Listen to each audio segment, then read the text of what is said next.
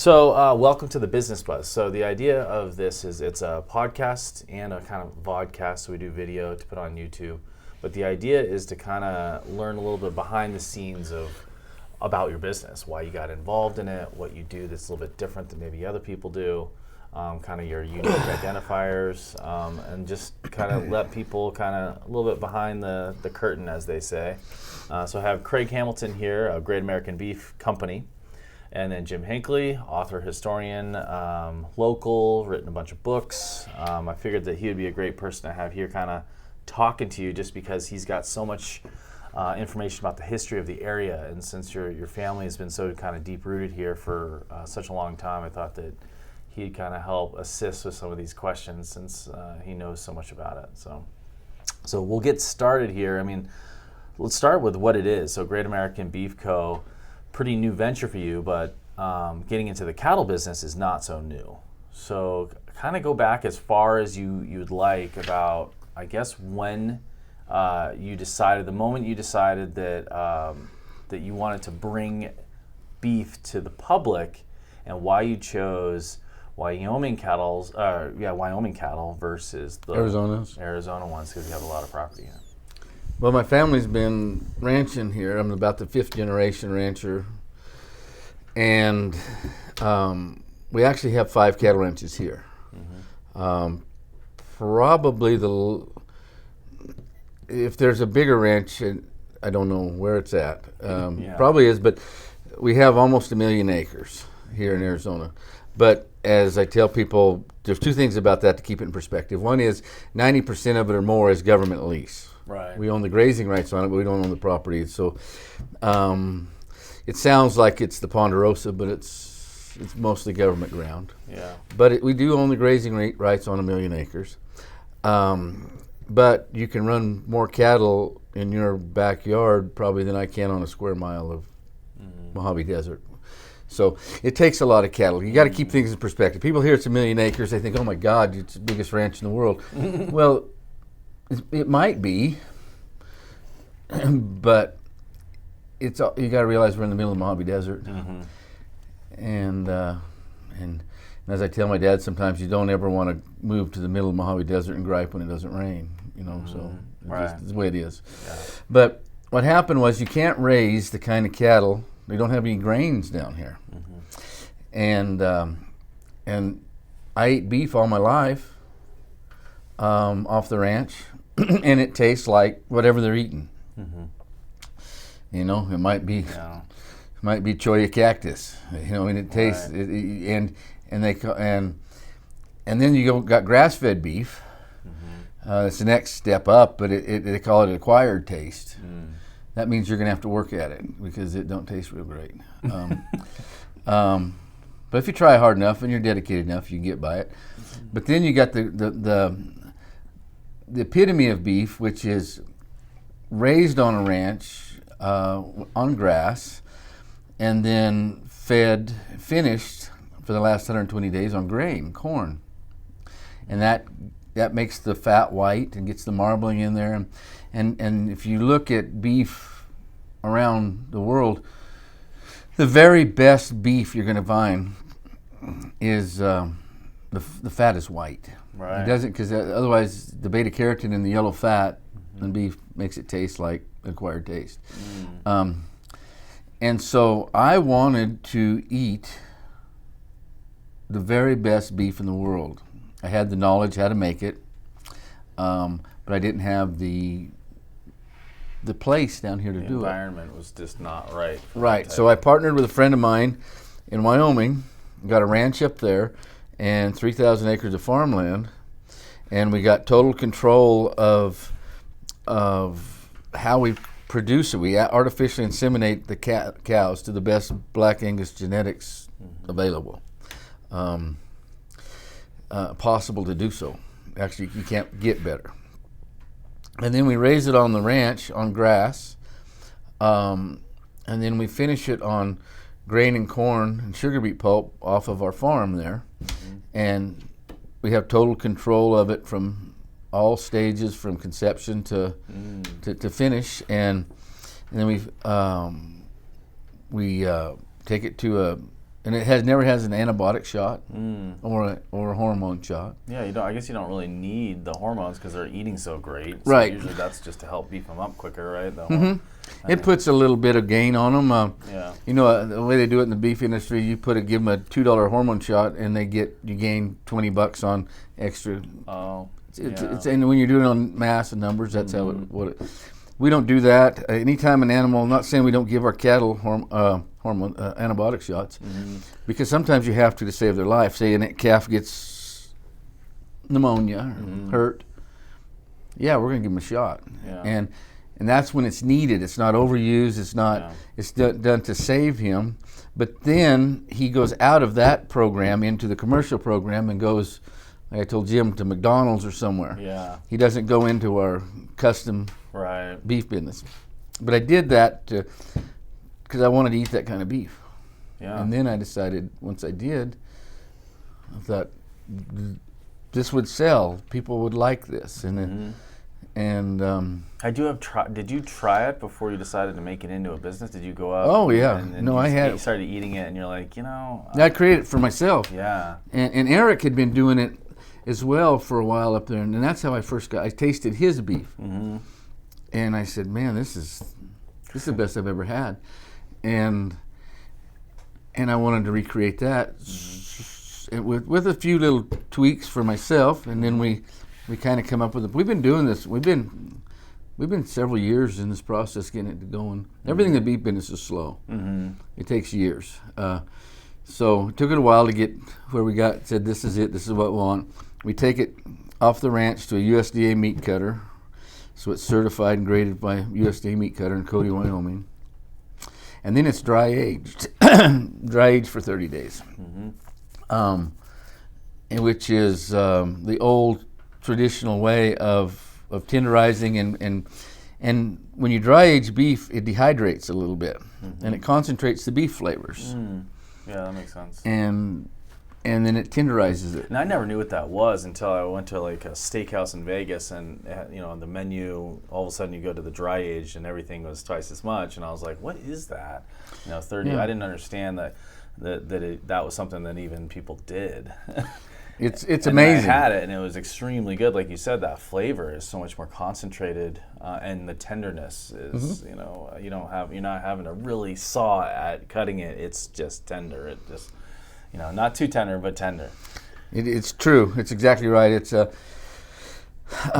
but one of my sayings is I want to bring world-class beef at a price that a working man can afford, or working woman.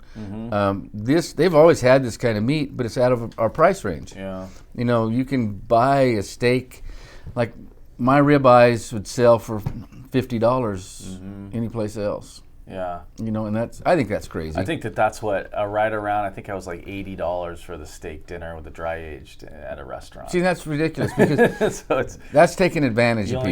You only get to have it once a year. Yeah. I want to do it on a working man's budget. Yeah. And we did it by cutting out all the middlemen, all the freight, we take care of the whole program, so we can cut costs a little bit every step of the way, so we can get it to people in a reasonable price. Yeah. And you've been doing cattle ranching in this younger, area yeah. Well, we joked about that earlier. Mojave County is not a good place to raise beef. It's a good place to raise jerky. But right. Yeah. Is that something that you found over the years of, has there ever been someone trying to do a beef company out of the Kingman area, or is it? I've never known anybody to take it like you have. I mean, really trying to perfect a good beef like this, like what you've created now. There's been some folks, around here that's done some stuff for themselves, so to speak, trying to raise specialty cows or specialty beef. But there's actually a couple that I know, three of them I know now that are. And I'm friends with all of them. They had to bring in all the grain and all. Yeah, they got to bring the grain in, and you don't have any control over the grain where it comes from. But I support them. I support anybody in the beef business. Yeah. And if they called me and anything I could do to help them, I would. Of course, we were in this relationship in ranching in Mojave County before any of us started raising beef to sell. And obviously, Obviously, I think that ours is better. I do. But do I think theirs is not worth?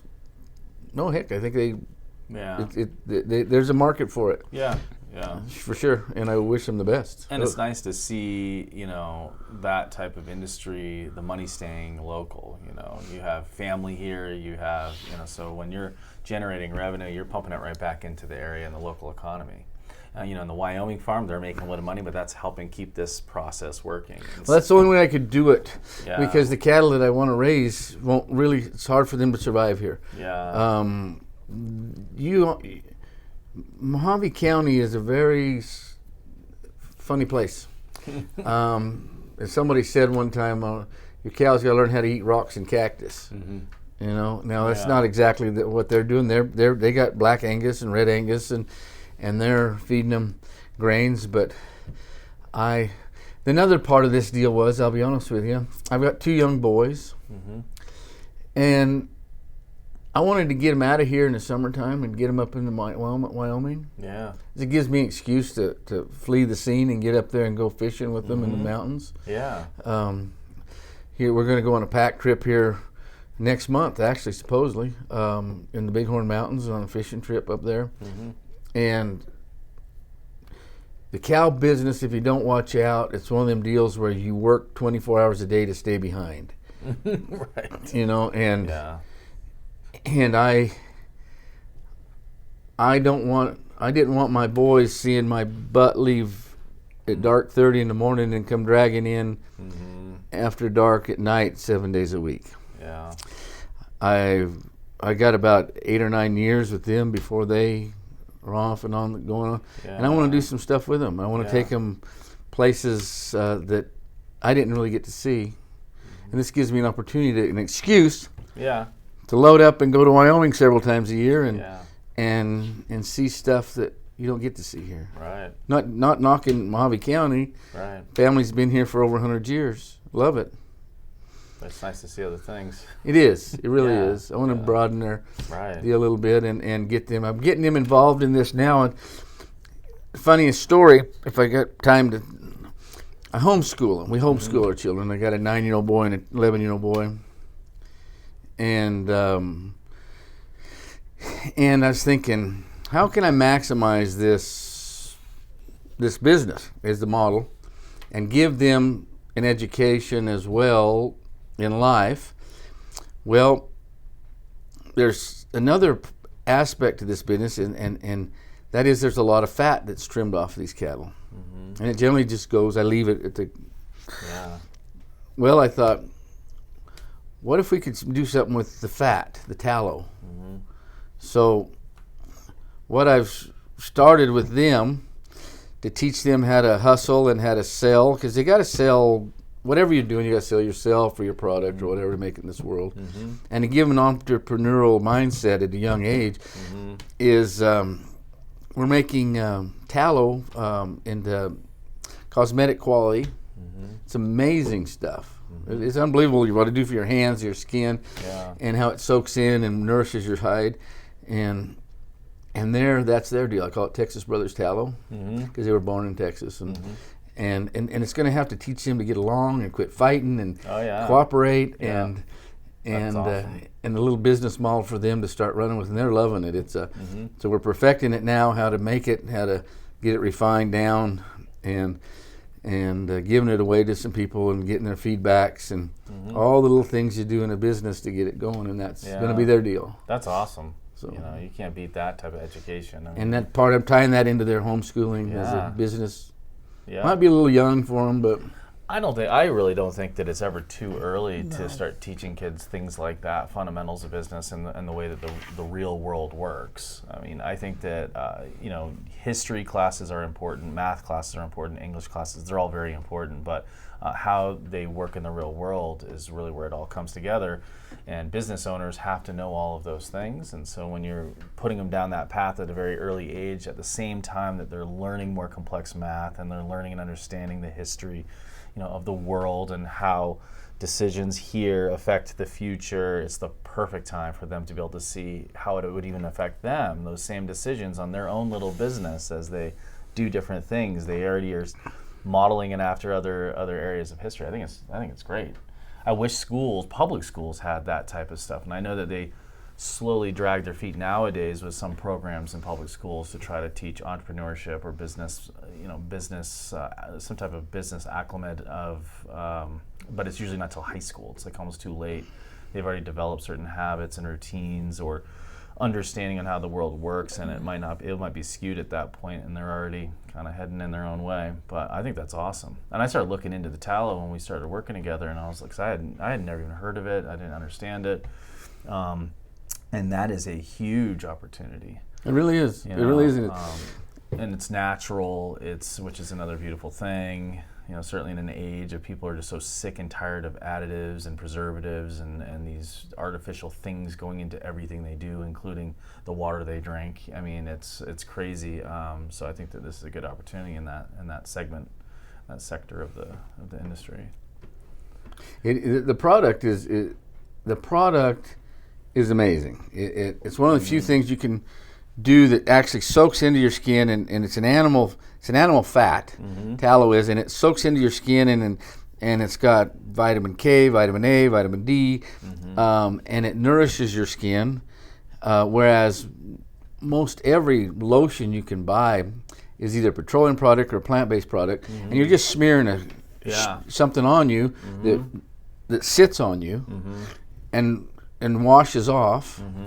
And they use a lot of alcohol as a means of telling your skin to try to hydrate itself. So that's one thing that I found in a lot of those types of cosmetics is they use a lot of alcohol because they're trying to tell your skin surface to absorb more and to be more porous and suck in the lotion part, the aloe parts. But it's like it does the opposite effect. It's like you're constantly having to use it, and it's constantly creating more dryness over long term. So, but the bottom line is this: whether or not the tallow deal ever turns out to be too much or not, I don't really care. Right. It's cool, and it helps people, and I like it. So I like to help people. So, but to get my boys working together, learning to cooperate, how to talk their issues out, how to not fight and fuss and pick on each other, and start acting a little more mature and thinking like little businessmen. I went to a farmer's market the other day. Somebody said, "Why don't you take some of your meat to a farmer's market?" I've never been to a farmer's market. Why not? Let's try it. And it turned out it wasn't even a farmer's market. It was a craft fair, and I was like completely out of place. But hadn't sold nothing. Sat there for 4 hours, hadn't sold nothing. People come by and talk about it, but they weren't there to buy beef. They were there to buy trinkets. Yeah. And I had some flyers there, and my 11-year-old Boone, he's just sitting there, and all of a sudden he just jumps up and grabs a handful of those flyers and just takes off. I'm like, I don't know where he's going, but we'll find out.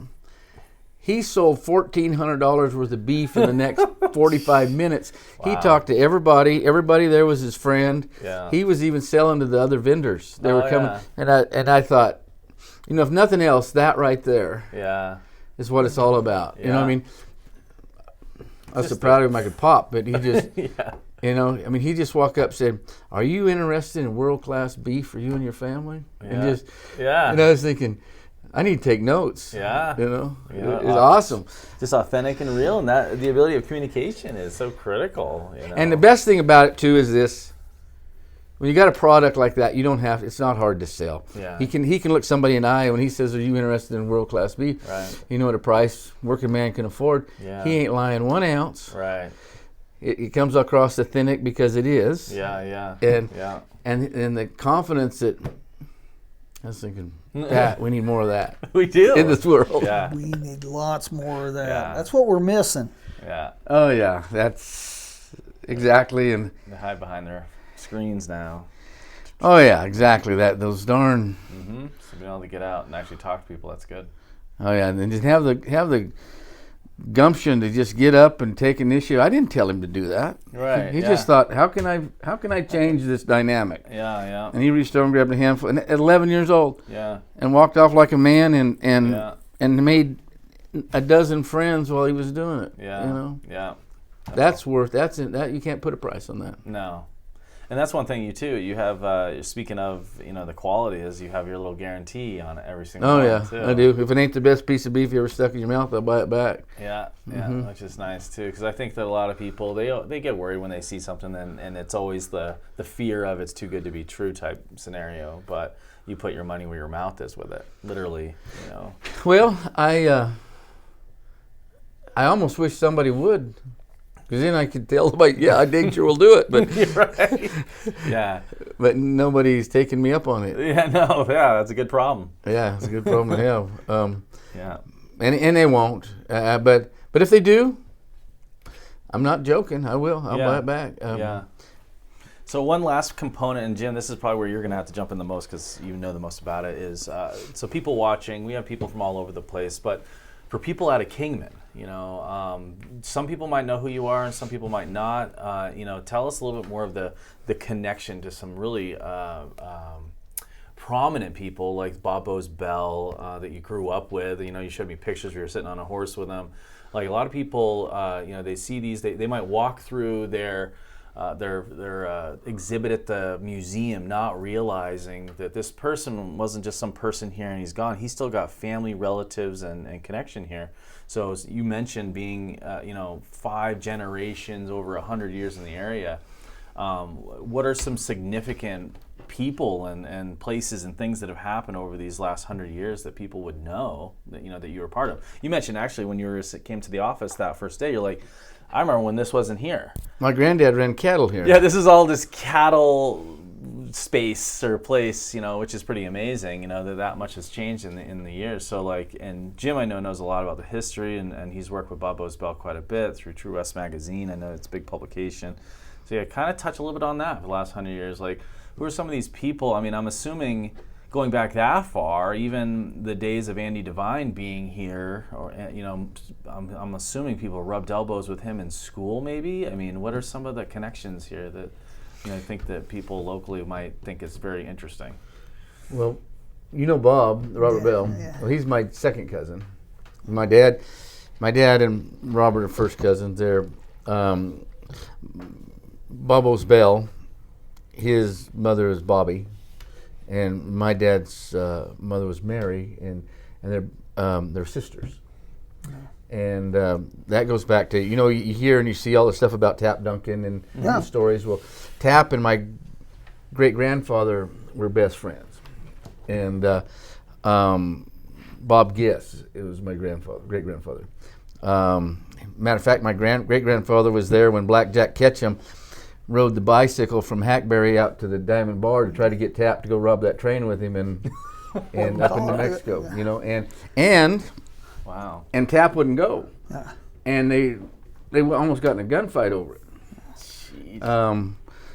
But Tap was kind of a poor guy to get in a gunfight with, and so Blackjack left, and then that's where they caught him and then they hung him. The last guy hung robbing a train in America. But my great grandfather was there when that happened, and wow.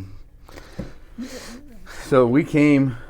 My great grandfather he started in Texas. He's from Texas, and had a big ranch in Del Rio, and then went to Lincoln County, New Mexico, and was the first person in Lincoln County had an automobile. And he was the ambulance service. Yeah. If somebody was really hurt, he'd take him in his car to Albuquerque, and then the drought ruined him in Lincoln, and he came out here. He went broke in Lincoln from a drought, and moved out here to the Diamond Bar, and went to work for Tap. And brought his family and the girls, Bobby and Sadie and Mary and everybody, and came out here to the Diamond Bar. And that's how we got our start in Mojave County. My granddad followed him out married Mary, and then started right here. Everything I've read about old Tap Duncan and the few pictures I've seen and talking to Bob about it, that's a character I would have liked to met. That fella had the bark on. He was really pretty impressive fella. Oh yeah, he was. He's he was in everything from ranching to mining to movie making to That's an aspect of taps that I've never gotten an answer, and I was talking to Bob about that. His Hollywood connection, how that came in, because Ace of the Saddle with Harry Carey was filmed at Taps Hackberry Ranch in 1918, and then they did that Buster Keaton movie, Go West, out here in the Lake Valley, the Lake Ranch. So what was it? Do you have any idea how he got Not a clue. Not a clue. Just that he was a guy that, those ranchers, old ranchers like that, times were different.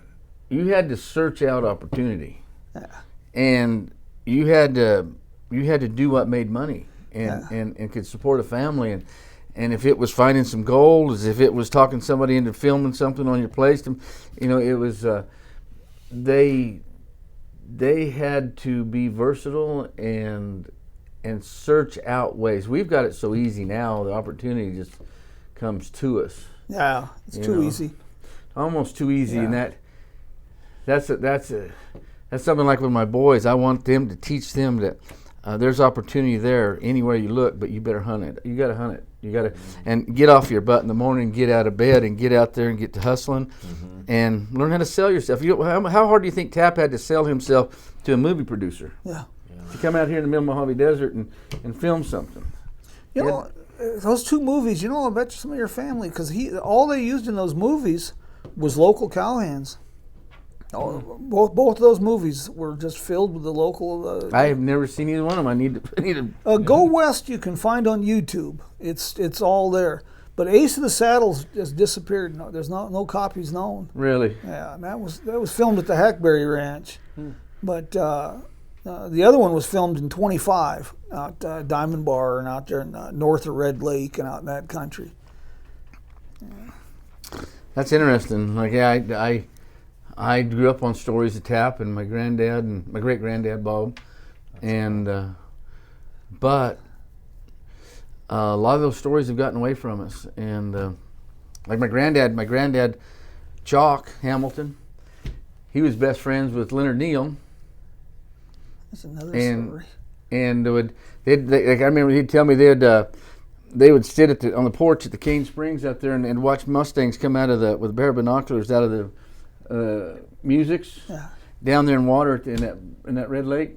And Leonard had an old Model A or Model T, and they strapped a saddle on the fender and tied a rope off the bumper, and my granddad would get on that fender, and when they'd see the Mustangs come out on that flat, dry lake bed, they'd take off after them, and my granddad would rope them. Wow. Leonard would chase them down.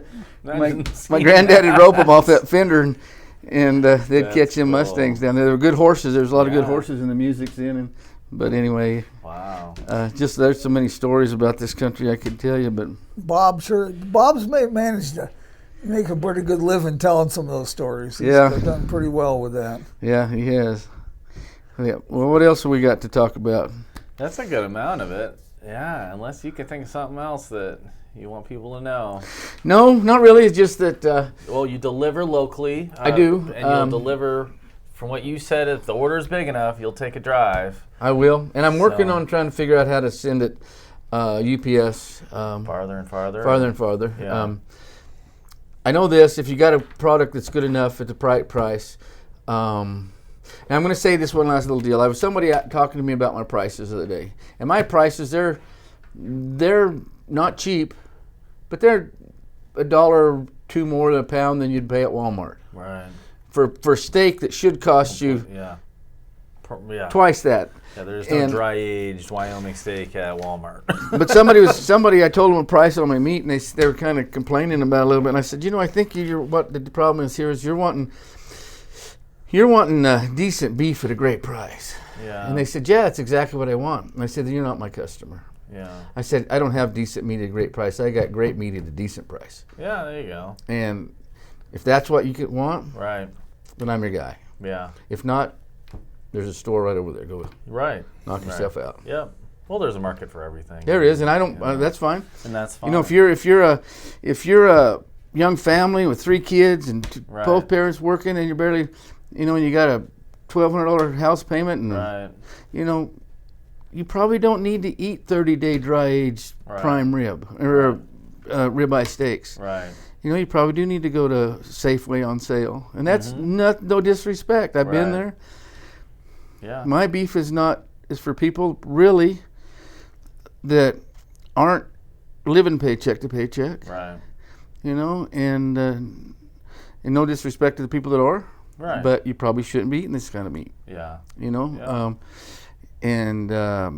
And you probably ought to be eating a lot of stuff that's on sale. Like I have done a lot of my life growing up, but I got to a place in my life where I didn't have to do that, and I wanted to appreciate the best kind of meat you could eat at a decent price, like a working man could afford. And you can. And we're like, you know, I'm buying some with my father-in-law and another guy, so we can get a larger amount. And when you look at all the prices and the breakdowns, it's very fair. It's, you know, it's more than fair. And certainly right now, you know, as prices are really going all over the place with meat, you know, it's nice to have someone where, you know, it's not going that far. It's going from Wyoming to here, and you bring a lot here and hold it so that you don't have to worry about the, you know, oh, how long is it going to take till I can get it? You know, if you're living in Kingman, Bullhead, Havasu, if you're right in this market and you want a whole cattle within a couple days, as long as you're in town, you know, boom, they'll have it within. Yep, they will, and it's packaged USDA approved, stamped, vacuum sealed. It's like I said, it's as good as it gets. Yeah. Period. So. Yeah. Well, very cool. That's exactly right. I can't think of anything else to say about it except that I sure get to enjoy a lot of good meat, and that's it. And my boys and I are going to go fishing in the Bighorns this summer. So it'll be fun. Yeah. I'm all ready to win. You know. Yeah. Well, cool. Thank you so much for being here, both of you. Appreciate it. And for everybody who's watching, keep on watching the next shows. We're going to keep on rocking and rolling. And go to his website, greatamericanbeefco.com, and check out the meat.